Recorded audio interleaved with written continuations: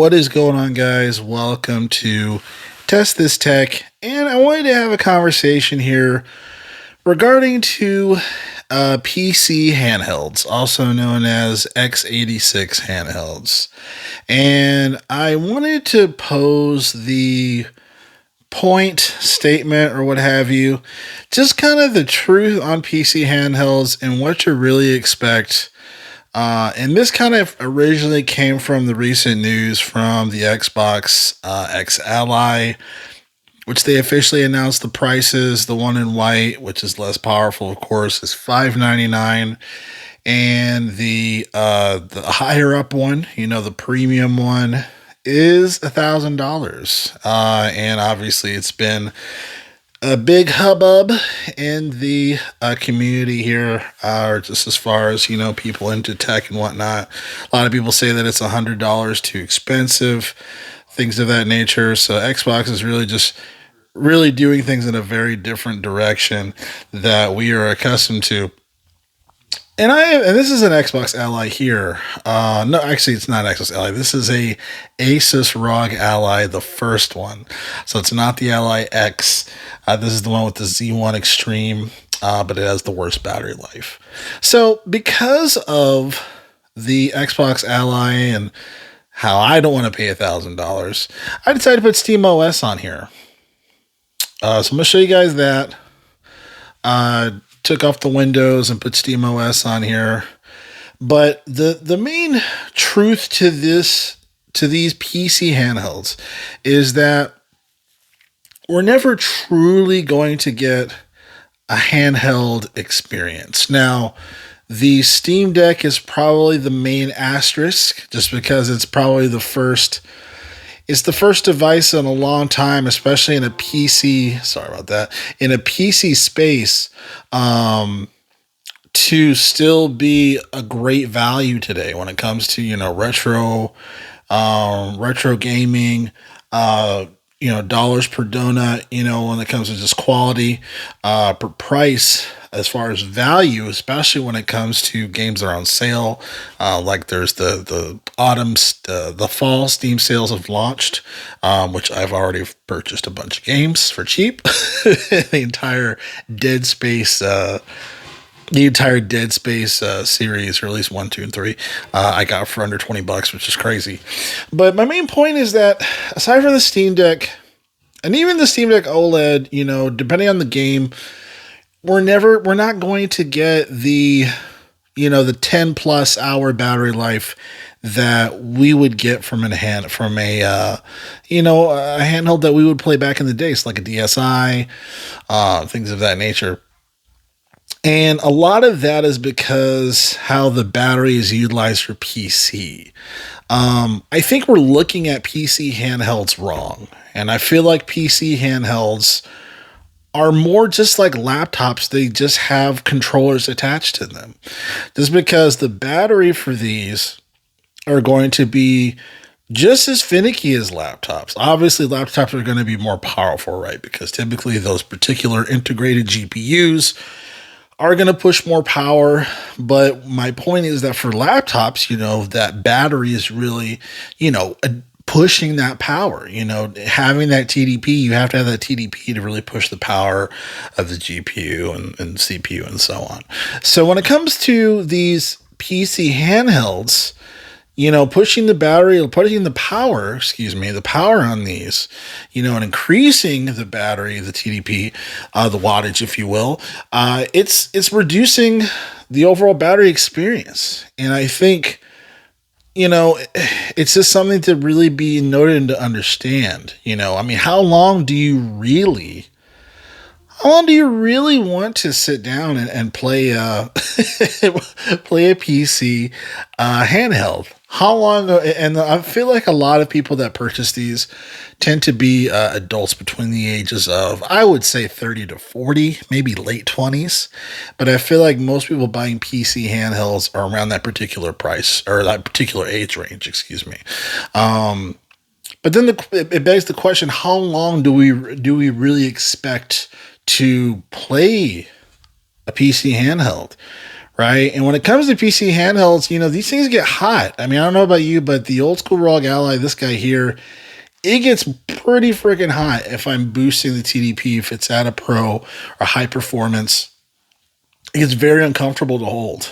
One of the hottest handhelds I've ever held. This has this kind of grip case thing over it, and it still gets really warm. I kind of have to have it on the edges as I'm playing.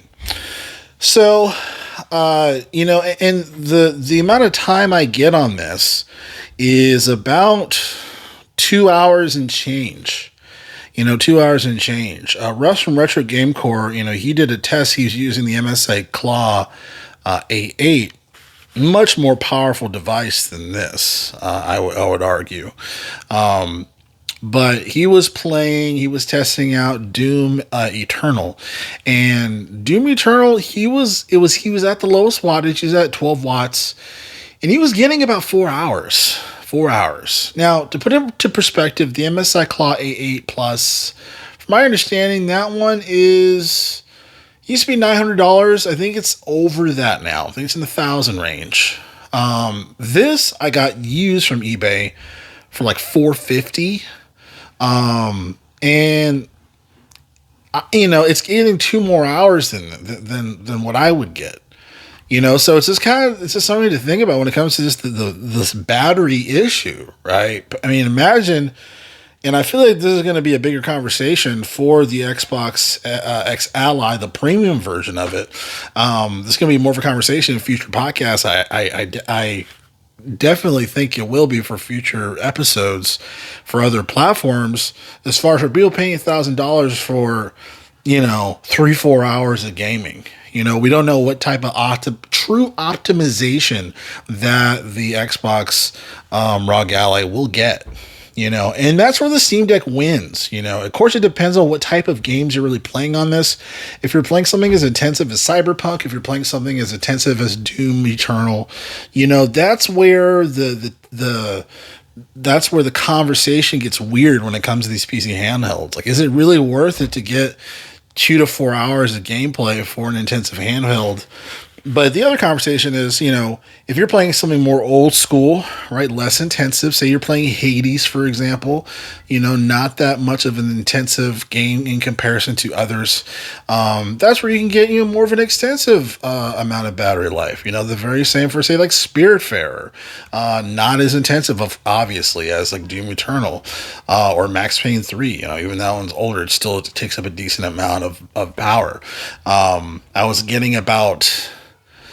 I was losing 14% of battery life. I was doing a test on this, losing about 14% of battery life every 20 minutes, So, but the other side of the conversation is that if I'm playing something like Tetris Effect, if I'm playing something like, like Hades, why the hell would I buy a $400 to $1,000 console to play those games? There's a ridiculous amount of cheap handhelds that Ambernick has made, that Retroid has made, where you can spend a fraction of the cost and have a similar experience and not pay as much money.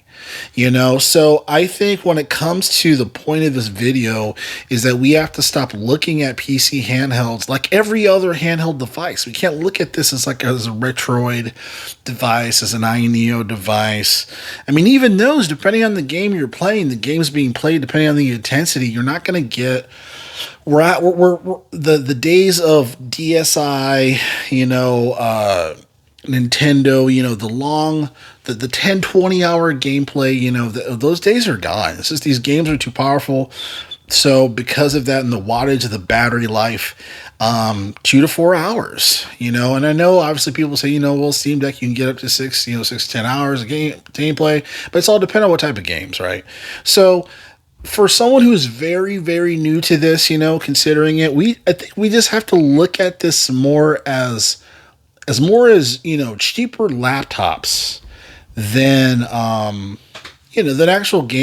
just like, gaming devices, and expecting a long amount of hours of battery life. So to me, it's just all about perspective. I don't want to make this too long. And then if, someone's asking, Jarrell, well, aside from that, Jarrell, how's the experience of What's your experience with the ROG Ally using SteamOS? SteamOS is great. I think it is really nice. I will say battery life, it hasn't made it any better, to be honest with you. I think this battery is just really taking a beating, and it needs to be replaced. The nice thing is that I can actually replace it. But again, it just goes back to the conversation. These games just take up a lot. These games just take up a lot of wattage constantly. It's going to do a beating on your battery. And yeah, so obviously the Xbox Ally X, has an 80-watt battery. So it is going to last a bit longer. You're going to get an extra 2 hours. But yeah, it's just a weird world, these PC handhelds. So let me know your thoughts, what you think about that. I know I said a lot in this video. What are your thoughts on the Xbox ROG Ally? The premium one being $1,000. What are your thoughts on that? And again, test this tech. I'll catch you guys next video. Thanks a lot.